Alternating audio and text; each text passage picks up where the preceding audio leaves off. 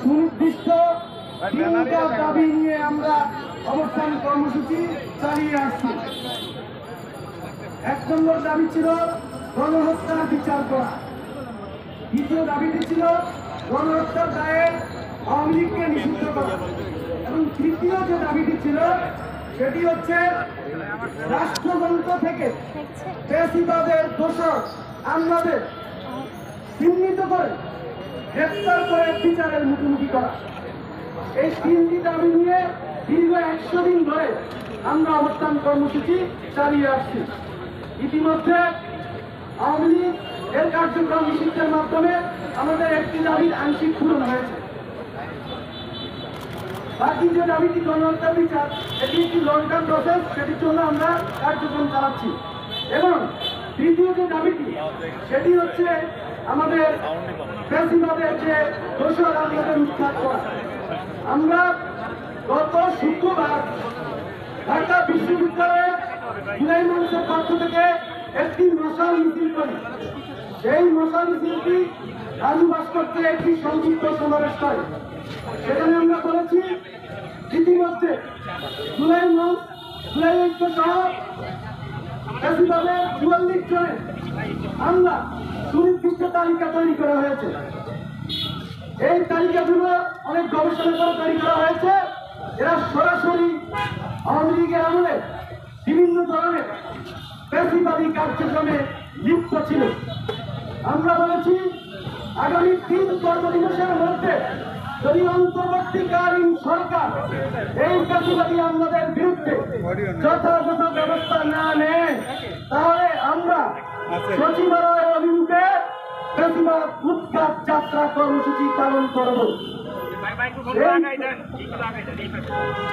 সেই কর্মসূচিটি গতকাল রাত 10টায় আমরা মিছিল সহকারে এসে সারা রাত এখানে আমরা অবস্থান কর্মসূচি চালিয়েছি। সারা রাত আমরা ঘুমাইনি, দিনেও আমরা ঘুমাইনি। আজকে রৌদ্রের মধ্যে থেকে আমরা ফ্যাসিবাদের উৎখাতের স্লোগান দিয়েছি। একটা পর্যায়ে সচিবালয়ের পক্ষ থেকে স্বরাষ্ট্র উপদেষ্টা দপ্তর থেকে আমাদেরকে বার্তা পাঠানো হয় যে আমাদের বক্তব্যগুলো তারা শুনবে। পরবর্তীতে আমরা সেখানে যাই, গিয়ে আমরা তাদের সঙ্গে কথা বলি। তারা আমাদেরকে জানিয়েছে আগামী 1 সপ্তাহের মধ্যে তারা এই বিষয়ে বিশ্লেষণ করে একটি আলোচনা সাপেক্ষে পদক্ষেপের চিন্তা তারা করছে এবং করবে।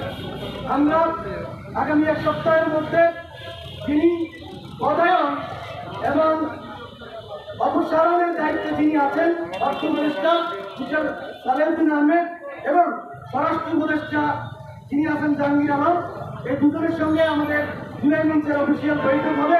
সেই বৈঠকে সুনির্দিষ্ট 3 তারিখ তারা ঘোষণা করবেন এই তালিকাটা অনুসারে। সেই তালিকাটা আমরা দিয়েছি। তারা বলেছেন যে তারা একটা তালিকা করেছে সেটা সম্পূর্ণ মিলে গেছে। যেহেতু মিলে গেছে তাহলে আর এখানে কোনো কথা নাই। আমরা দেখতে পাচ্ছি এখন পর্যন্ত সচিবালয় অস্থির অবস্থা বিরাজ করছে। এটা বাংলাদেশের হৃৎপিণ্ড। এটা যদি বন্ধ হয়ে যায় বাংলাদেশ অচল হয়ে যাচ্ছে, অচল হয়ে যাবে। জুলাই যোদ্ধা বেঁচে থাকতে বাংলাদেশ অচল হতে দেবে না। আমরা বলতে চাই অবিলম্বে আপনাদের যদি কোনো আইন নিয়ে সামান্য কোনো সমস্যা থেকে থাকে, যৌক্তিক কোনো কথা আপনাদের থেকে থাকে, সেগুলো যৌক্তিক অনুসারে আপনারা আলোচনা করেন।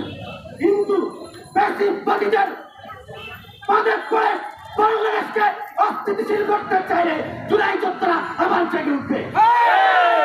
আপনাদেরকে আমরা ছাড় দিয়েছি, ছেড়ে দেব না। এই পর্যায়ে আপনাদের সামনে মিটিং এর বিষয়ে বাকি কথাগুলো বলবেন জুলাই মঞ্চের সম্মানিত মুখপাত্র জনাব বাকি হোসেন।